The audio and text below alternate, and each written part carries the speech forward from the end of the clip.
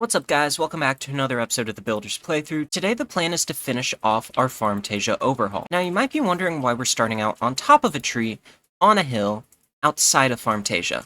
And that's because today's giant project is right in front of us. I'm going to be building this giant world tree for our world. This is one of the very few times I'll use Lightmatica for schematics in my world. Nevertheless though, it's a giant build, so we gotta collect up a ton of materials for this. The longer I look at this, the more I realize I kinda screwed myself over by building it out of mangrove logs. It'll look good, it'll look good. It'll look good. But as you see, we have a combination of oak leaves, birch leaves, and azalea leaves. If I go ahead and turn on the material list up here in the corner, this is what we need to build the tree. In total, we have about 35,000 leaves we gotta gather, and that mangrove log count is not exactly accurate because this thing, we're gonna make it hollow, but when I built it out in creative, it was not hollow. So we realistically probably just need half the amount. We'll see how I feel when I'm gathering the logs. If I want to be like, yeah, let's grab another shulker box, or nah, let's just see how far we get with this. Anyways, though, we gotta go farm some leaves, and I don't want to destroy the area around here, so we're gonna go ahead and fly far, far away over by the end portal. The reason I want to clear out the area around the end portal is because I would like to make it look nice and pretty, as well as somewhere that we can easily access. So let's go ahead and head to the end portal. Unfortunately, the forest right above our end portal turned out to be a jungle, so I had to go about 100 blocks away from our end portal just to clear out this forest. But that's okay because we need the leaves regardless. Then I had to go about 1,000 blocks away to find a birch forest, and there we gathered up the rest of the birch leaves we're gonna need. Alright guys, welcome back. As you can see here, I've gathered up all the birch and oak leaves that we're gonna need for this project. However, I need a lot of azalea leaves, so let's go ahead and gather those up. Now, the azalea leaves were a lot harder to gather than the oak and birch, because there's no naturally spawning forests like there are with the other two. So I had to make do, spawn a ton of azalea trees in, cut them down, and repeat this process over and over until we had just the right amount of leaves. I've been struggling deciding what type of field to put in the area I'm farming here, so I'm just gonna leave a ton of azalea trees as a reminder. This is where we farmed them, here's some pretty azalea trees, and call it a day. Alright guys, now we have our azalea leaves gathered, so that takes care of all three types of leaves. However, we gotta get mangrove logs, and you already know I'm not about to mine all that by hand. So we're gonna set up a fully automatic mangrove wood farm. Here's all the materials we are going to be using, and I'll link the tutorial down below if you guys are curious. It's made by Shulkercraft, so you know it works. Whether it's in this episode or another one, I'll put like some kind of build on the outside of it, maybe a tower, maybe a giant fortress type thing. Who knows? But for now, I just know we need these mangrove logs because I only have 21 logs to my name. So let's go ahead and get building.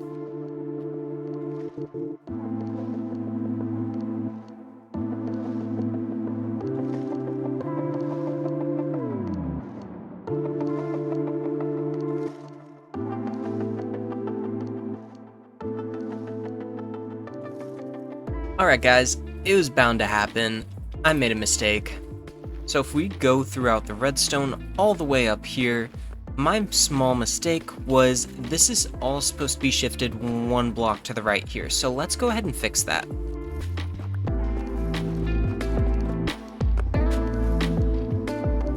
Alright, now it's all fixed and we can continue with this time lapse.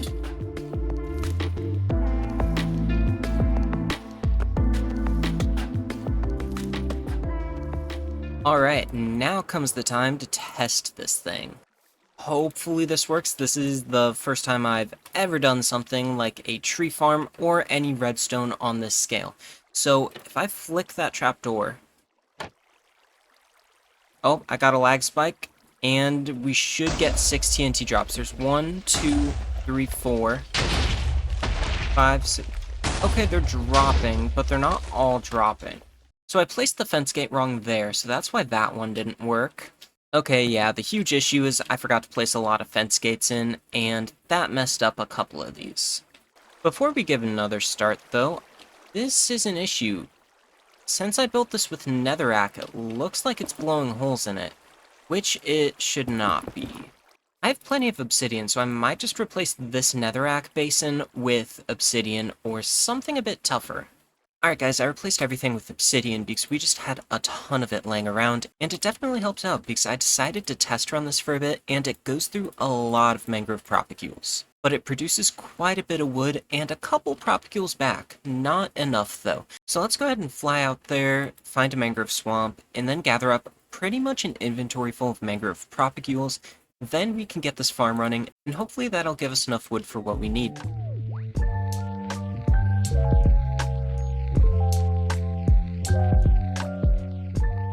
Welcome back, guys. As you just saw, I gathered up about 3 stacks worth of propagules here, but honestly that was taking forever, and I already cleared out that whole swamp, and I had no clue where to find another. So we're going to resort to the sacrifice system. So essentially, if we come up here right next to the castle entrance, under the castle, we have an entrance to a vault. It's filled with various riches, micro blocks, even just paintings for fun. This is our vault, rich things. I've sacrificed a ton of diamond blocks for things like observers, sea lanterns, frog lights, and each of these have different values. Like a frog light, I probably sacrificed a diamond block for like half a stack of frog lights. They're all different, but I make sure it's fair as I do it, because it's more of a shop system than anything, and I will never get these back, but I wanted to have them here so I could just see what all I end up sacrificing in this world. A little bit of lore, if you will. For example, I didn't show it off, but for this episode, I sacrificed 3 netherite scraps, 4 slime blocks, just so we could build our mangrove farm over there.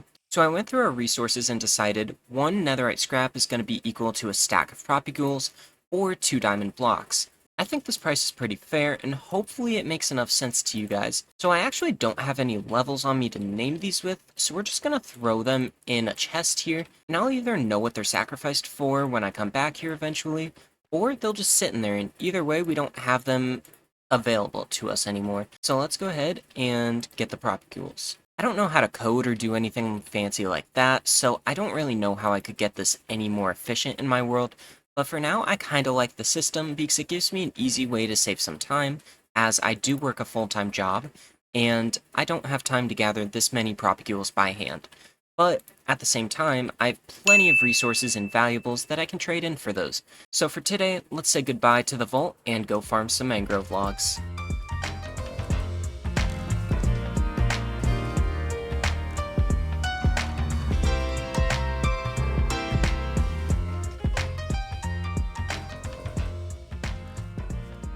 Alright guys, we just finished our farming session over there, and we ended up with 2 shulker boxes of mangrove wood, but I need at least 5.5 to complete our build.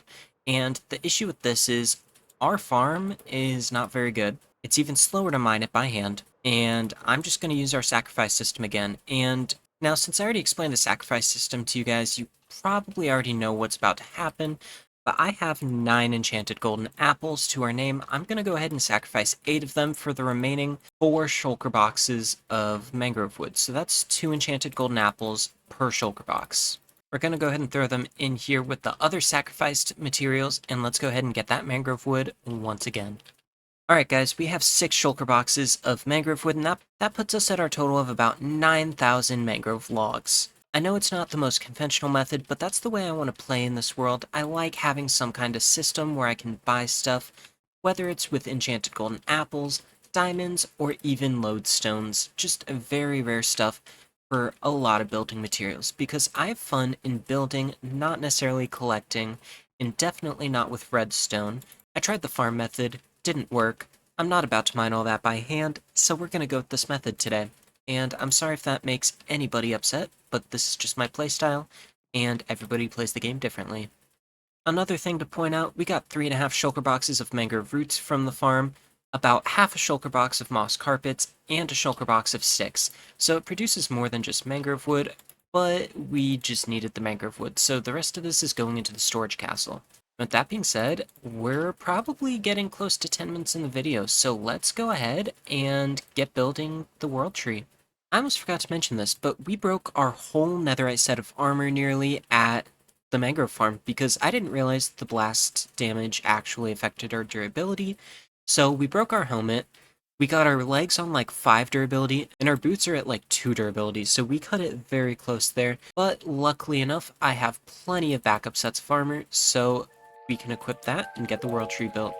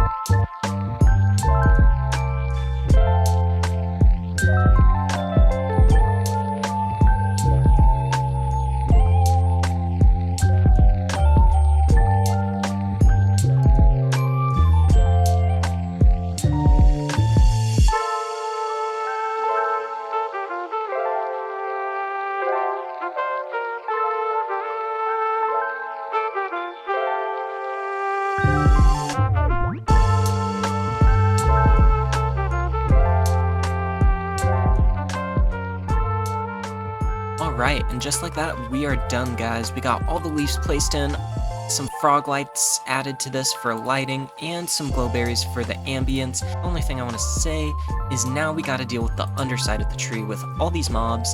After we add in all the lighting down here, I want to go ahead and add in some bees, some sweet berries, and just some overall pretty flowers, so it's very lush down here. It's a very almost immersive type of world away from the town.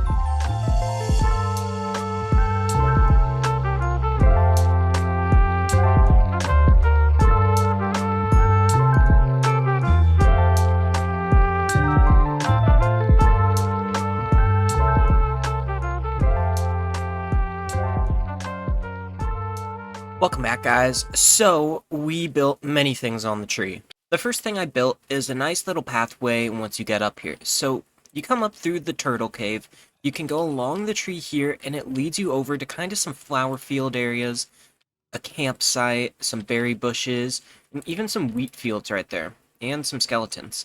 I love this tiny setup for like a beginner's camp type of thing, though, because the idea with this world tree is that it's the beginning place for all adventurers, and that's why it's so special. We have bees here, we have crops, we have all the crafting tables from people that have started here, alongside campfires to cook food, composters to get bone meal, and storage crates for things that beginners don't need anymore and leave for the next group. There was also a wandering trader that showed up while I was building this, and he had some sniffer egg micro blocks for sale, so I picked those up and wanted to find a way to put them in this build, and actually, the best idea came to me. The sniffers can grow up here, get nutrients from the world tree, and essentially just become like beginner mounts for the players. I don't know. This is all hypothetical, this is all lore, but I've been really into Sunhaven, an RPG type of game, and it just gave me some inspiration for all this. So I had a lot of fun with it. This build turned out absolutely amazing. Aside from Havenbrook Castle, this is probably the biggest thing I've ever built, and I'm really happy with it. It's very different than a castle, and I've been really into organics and terraforming lately, so this gave me a really good excuse to do some of that. Now, if we go back to the hill where we started this episode at, you can see just how massive this tree came to be. It towers over the whole town, and just gives off this huge, wondrous tree of life vibe. I still gotta work on this big shadow it casts, but I also like the realism aspect of it. I just need to light this area up. I don't like how it always feels like nighttime here. Throughout the video, if my voice sounded different or odd at any time, I have been sick off and on throughout this recording, so I apologize for that, but hopefully you guys did enjoy one of my biggest builds ever, and hopefully you guys are ready for the next one, because it's just going to get crazier from here. So if you did enjoy, leave a like, subscribe, and I'll catch you guys in the next one.